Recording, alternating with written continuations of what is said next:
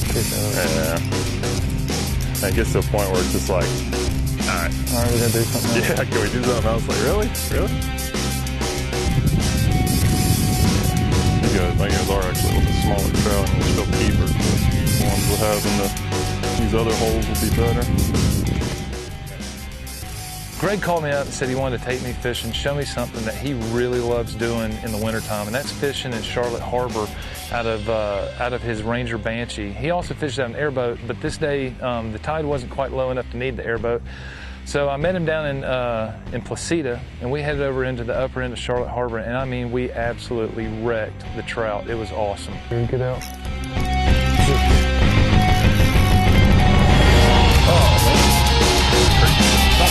I'll tell you what, he had a little subsurface walking. Oh! I lost him, but that's a lot of good fish.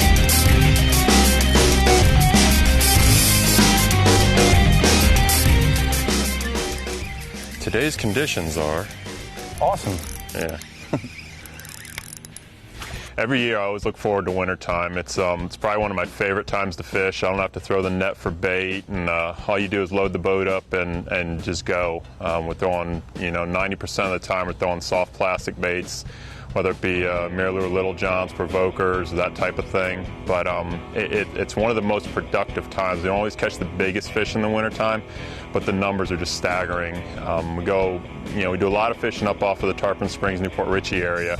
But majority of what I do in the wintertime is down south in Charlotte Harbor. And this time we got on a really, really good bite. There's been, just tons of trout and redfish up in the Gasparilla Sound area, Charlotte Harbor. And I called Clay, and so let's go do some video, because there's a lot of fish that are ready to smile. So we jumped in, went down there, and we got out there, and they didn't disappoint. It was one of the best days of fishing we've had in quite some time. Another thing you can always look for down here is, not really look for, but you'll kind of take notice of as you're going around. Some of these holes look live, some of them don't. And when I say that, it's like you don't see the mullet moving, you don't see water flowing, because they're kind of tucked up in a cul-de-sac. If you're fishing this time of year down here and you make more than 5 or 6 casts in a hole and don't get a bite, you're either not hitting the edges, or there's just nothing in that hole. It doesn't take long to figure it out. Our very first cast today, we had a fish on, and I mean, it's been pretty much constant ever since. So it's kind of a little clue if you're not doing that. It doesn't have to be one after another, but if you're not getting bit pretty consistently, go ahead and just pull up. There's just miles and miles of these sand holes down here, and they've all got fish in them. It's just a matter of finding the ones that are really in the right areas and really loaded with them. So you can see every one of them just eating it. That's always a good sign too. When you start seeing when the trout get really aggressive and really start eating the lures deep, there's more than one, because they're trying to keep it from each other. So, you catching another one? I'm having fun, dude. Ready? Go. Oh, I had to wait on this one. Scare them all out of there with it. Oh, he came back. Oh, jeez. That is awesome. Yeah. We kept saying, we're sitting there yesterday, I'm like, you ready? One more cast. Just one more. I'm gonna look at something else. One more cast. One more cast. Okay. Yeah, a little better. There we go. I got mine. There you go. That's that different. This one. Ooh, that's nice. Yeah, this one looks a little better. This next hole we're gonna go to is definitely got some bigger trout in it. Yeah, this one is a little better here. Cool. Come here, buddy.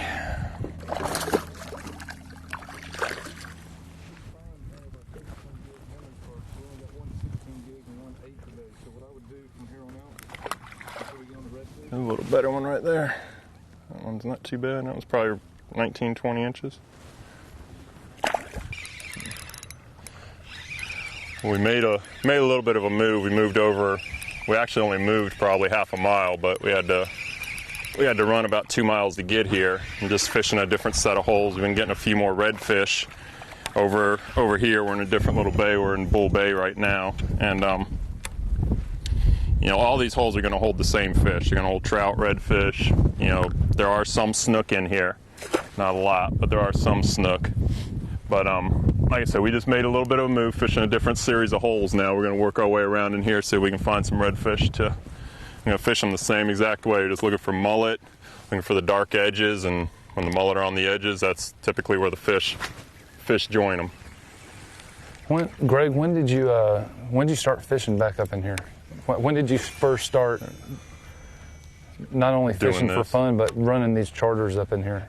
Probably been running charters down there for close to 10, 11 years now.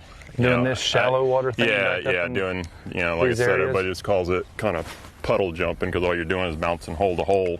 You know, so that's really the only place there's any water, fishable water. But yeah, it's been probably 11 years now, and it's, you know, I mean. How did you get the idea? Like, well, we used to, from Tampa. Yeah, we used to actually, you know, being down here a lot, we used to just come over and fish it. We used to wait it, you know, because, I mean, before there was really anything but a john boat to get you back in here. And, you know, being kids and everything, you just get out and start walking. We were coming down here when we were really young, you know, probably 12, 14 years old. Yeah.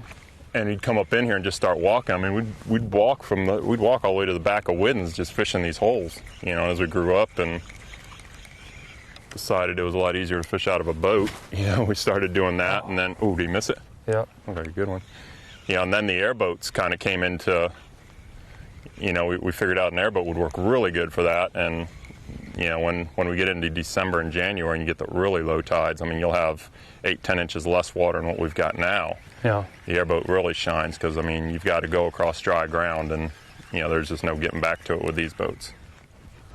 Greg ran me back up in the upper Charlotte Harbor area in some of the skinniest water I think I've ever been in a boat in. And when we first pulled up, he said we're going to be pothole fishing, jumping from pothole to pothole and throwing artificial lures. We were throwing Mirror Lures Little Johns, which is a soft plastic bait rigged on a jig head, and we're bouncing them through these potholes.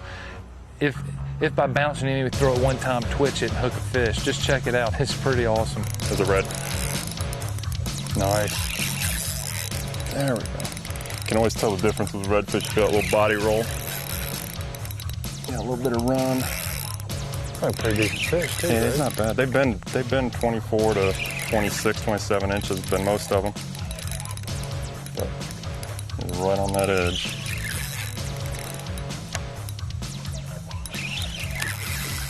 It's really cool to get them out of the hole of that shallow water.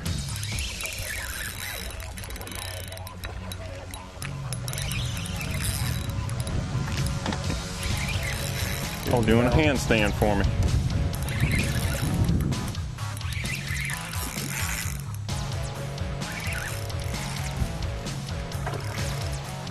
Oh, bring it on this side.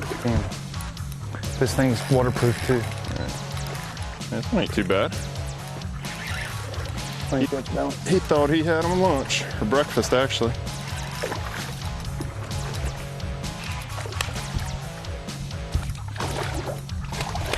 Oh, and there he goes. That's all right. Have you kept any of these fish, Craig? There you go. That's a better trout. It's a better trout. Is it really? I think. Might be a red.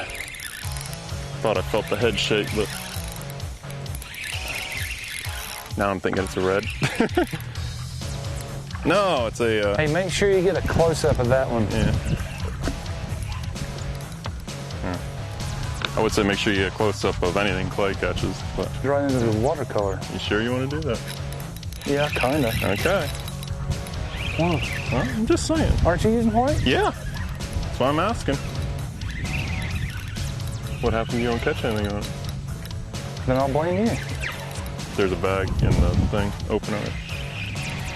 Just trying to save you some misery. I'm picking my fish. You should do that. I think I got a little redfish. Nope, just a nice trout. You want it?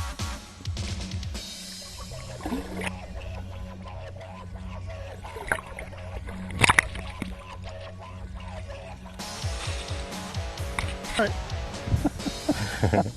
Thanks. Fired. Yeah, we are. You better tighten up. I'd like to say at one point the bite turned on, but to be honest with you, man, the bite never turned off. It was all day. There you go. Fish catching action. It's unreal. This hole's got some nice trout in it. Yeah. You getting these, Frank? Get these. These are nice trout. We'll edit out all Greg's. Ah, dang it. Yeah. We'll edit out all Clay's misses, too. Actually, you won't have to do much editing there either. Brutal. Picking on my trout. Ooh, that's a good one here. Much bigger trout here.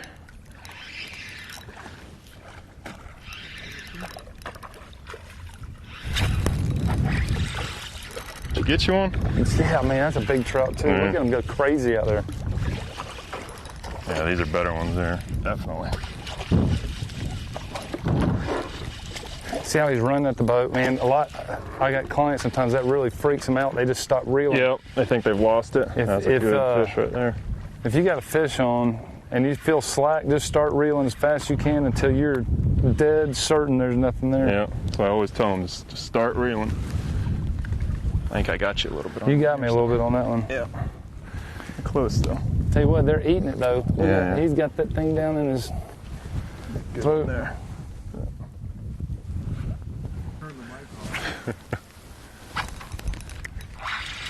Look at Clay go. Nice trout inside that one. I told you when we got these trout in this hole were much bigger. I don't know why, but Well, this is the adult table. yeah, I guess so. Remember growing up, Yeah. you'd sit at the kids' table, and then Yeah, kids and adult. how excited you were when you finally got to move up to the adult table. And found out it was the same food. Yeah, same food, more boring conversation. Nice. I think you still got me with that one trout, Greg. That one I just got, I think was my best one. It's a good one though too. That yellow mouth. I always look forward to fishing in the wintertime, especially down in Charlotte Harbor. We always try and go around the full and the new moons, and we get those negative low tides. It draws all that water out of there, and those fish just get pulled into all the holes and troughs, and just pulls everything off the flat and makes it almost like you're fishing in a barrel. We do a lot of fishing out of the airboat this time of year, but this time we brought down the Ranger Banshee because it wasn't quite low enough that we were going to have dry ground anywhere. So what we did is we got back up in Widdens Creek and Bull Bay and Turtle Bay and all those areas like that, and basically I just pulled us around hole to hole, and it was just, hit the hole and you caught a fish. It was one of the best days that we've had fishing in quite a while. That would have been bad. Plus we'd never been able to make fun of it. What you got? I think that's a trout. It's a big one if it is. No, it ain't a trout. I don't know what the hell I got, to be honest with you. It's a good fish, whatever it is. Jack? No, I might get catfish. If I don't. You giving me the want? I ain't sure. The flounder. Nice. Nice flounder. That's a pretty nice flounder, isn't it? Yeah, that's a good flounder. That's a good one. Look at that. Ooh. I'll eat him if you'll clean him for me. Gee, I was just going to say I'd clean him for you if you'll eat him. That's a good one right there. That's a good flounder. Yeah, it is. Look at that big boy. Hold still. Come on. Don't do that. Stop. Can't swim up here. No swim. There we go. Look at that big boy. I got big hands. You got my hands up. Yeah. That's what they call a platter flounder. Oh, really? Yeah. Just hold them like a platter. These are the hardest fish to get a hold of to unhook. I swear they are. Oh, okay.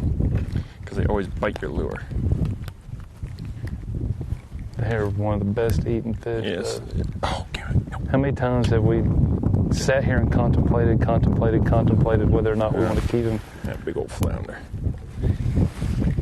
Well, it's his lucky day.